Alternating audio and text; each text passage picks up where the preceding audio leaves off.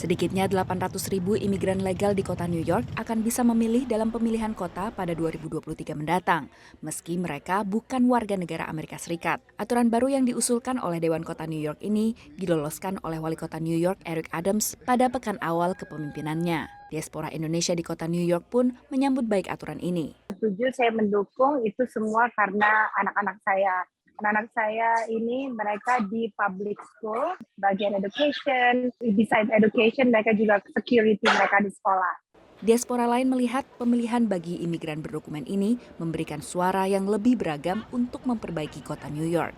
Saya yang tempat tinggal di Indonesia pun bisa merasakan bahwa di sini tuh sebenarnya bisa lebih baik. Jadi kayak ada punya perbandingan dibanding orang lokal. Karena kita sudah sempat merantau di Indonesia, di Kuwait, terus kita asalnya dari Indonesia, dan itu dan kami yakin itu bisa memberi kontribusi positif buat di pemerintahan di New York. Pemilihan bagi non-warga negara bukan hal baru di Amerika. Sedikitnya 14 yurisdiksi lokal di AS memperbolehkan imigran legal untuk memilih dalam pemilu lokal tertinggi hingga tingkat kota.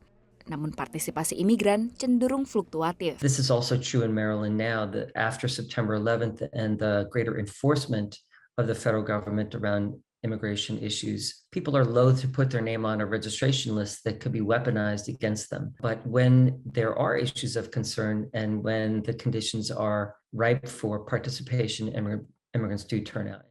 Non-warga negara tidak diperbolehkan ikut pemilihan federal di AS maupun pemilihan di atas pemilihan sebagian pejabat kota. Sesaat setelah disahkan, sejumlah pejabat Partai Republik mengajukan tuntutan untuk memblokir aturan yang memperbolehkan imigran legal di New York untuk memilih. Sementara 3 negara bagian lain seperti Colorado, Florida, dan Alabama mengikuti langkah North Dakota dan Arizona mengamandemen konstitusi negara bagian mereka untuk hanya memperbolehkan warga negara AS ikut dalam pemilu lokal.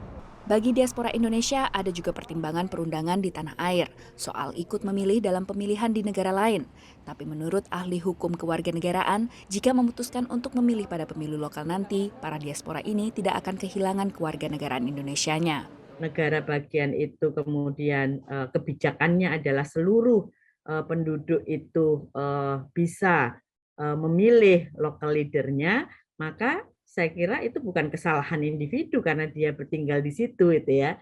Jadi yang dimaksud dengan ketatanegaraan itu ketika itu berkaitan dengan kedaulatan ya satu negara. Meski banyak Pemda membolehkan partisipasi pendatang legal non-warga negara, sejumlah diaspora Indonesia yang dihubungi VOA ternyata belum mengetahui bahwa mereka berhak memilih dalam sejumlah pemilihan lokal. Demikian laporan Virginia Gunawan dan tim VOA.